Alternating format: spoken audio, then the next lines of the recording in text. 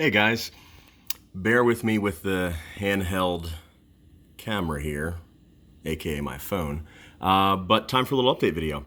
So last night I got in touch with a woman by the name of Vicky Hartman.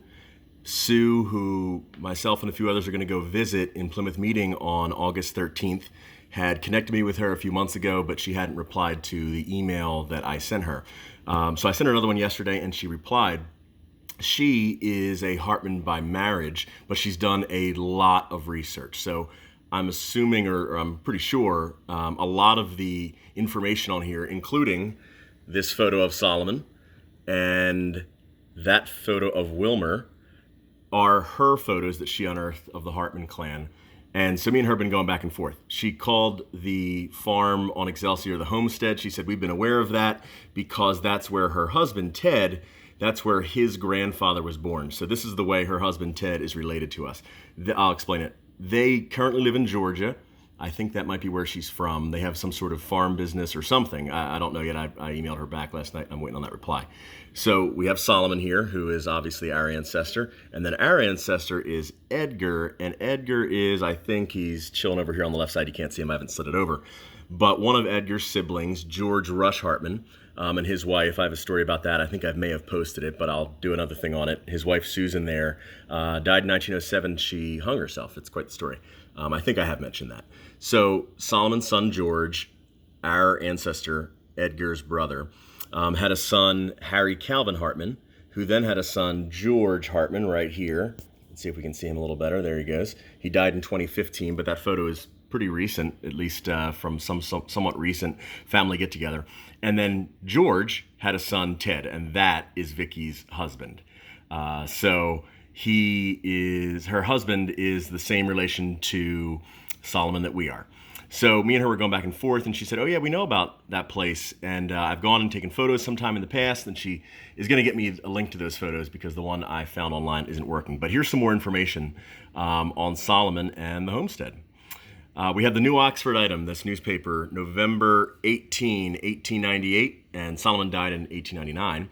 This story here, Solomon Hartman of Arntsville had a large tumor removed from his left shoulder by Carlisle doctors. That was a bit of news on him. So that, obviously, he had cancer, and given that he died within the year, I don't know what stage it was at the time, but a large tumor. I don't know if the surgery made it spread or what, but after that, what I've been searching for recently is what happened to the farm after Solomon died before Tony Rice, the current owner, and his family got possession of it in the 30s, since it came through his grandfather.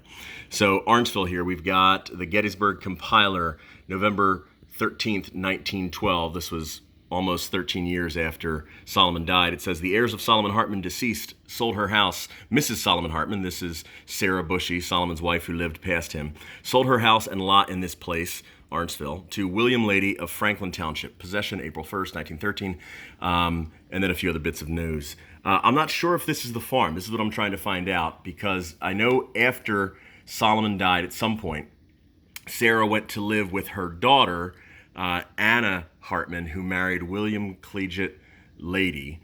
The Lady family is all over this area, similar to the Hartmans. And I'll do another video on them at some point.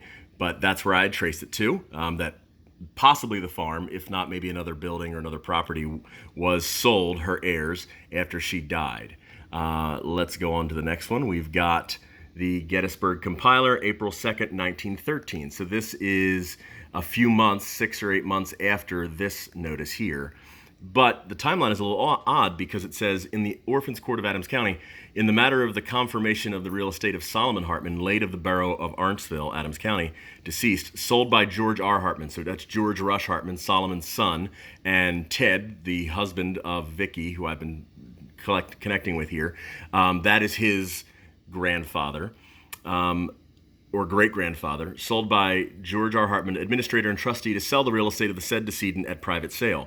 Notice is hereby given that an application was presented to the Orphans Court of Adams County on the 27th day of December 1912 by George R. Hartman, administrator and trustee, to sell the real estate of Solomon Hartman, deceased, blah, blah, blah, blah, blah, to William Lady for the price or sum of $860 at private sale, and which said sale will be confirmed by the Orphans Court, blah, blah, blah, blah. And it's got all the rest of the information there. So William Lady, again, same William lady that purchased Sarah's property, which again, we're not sure if it's the same one or different. It could be that they had multiple locations. I'm going to do another video on William Lady because that guy is interesting. There's a couple William Ladies, one in Gettysburg and one in Orangeville, and I'm assuming it's the William F. Lady in Orangeville. But I'm going to I'll do a separate video on him that is kind of funny. He came across a couple bits of bad luck that are just comical almost. So that is the notice there, and I'm trying to find out if that is the farm. Now back to some more info on the farm itself, as it appears in the news throughout the years here. So we've got the Gettysburg Times, February 4, 1932. This is a bit of history on Adams County, history of Adams County. Here it says Mary Jamison. She was abducted by Indians. The capture of Mary Jamison in Buchanan Valley was effected by the Indians in 1758. It goes on and talks more about it. You can pause and watch if you want to read what it says here. But it says, this family was trying to flee the Indians. Samuel McKenrick's house stands where this is where they went to. Father and 7 strong boys with mother and girls intended to remain and went to the Blockhouse, which stood on the Hartman farm back of Arntsville. This is almost certainly that, but on the approach of the Indians fled.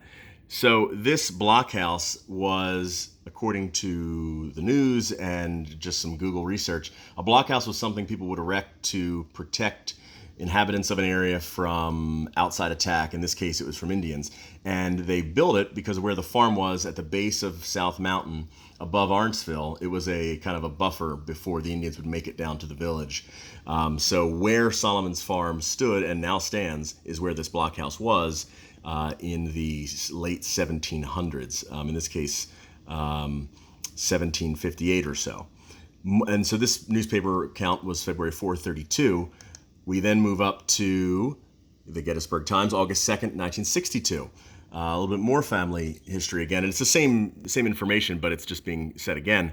I've learned since, this is a quoted quote here, I've learned since that a man by the name of Crawford shot an Indian at the same time but said nothing about it. I guess that's what one does when you shoot an Indian, you don't mention it. I've also heard that the following year, 1759, John Crawford was killed by the Indians in the mountains. I guess they got him back.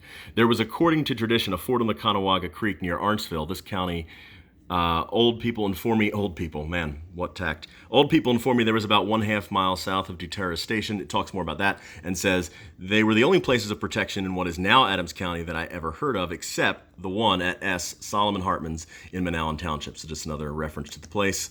Now we have the Gettysburg Times, December 6, 1978. And more history again, this time of the settlement of Adams County, what was known as Marsh Creek in the general area. It talks about 6 German families came to the area, built the town's first church. I'm sure in there they're discussing Jacob Arndt, as they are. He retired from farming in 1790, built the first house beside the church, and then keep going on, and it says, the community prospered in Civil War days, and by 1865 there were 27 buildings in the town. No trace now remains of a blockhouse above town on the Brazonia Road. The town was incorporated in 1896 with 393 residents.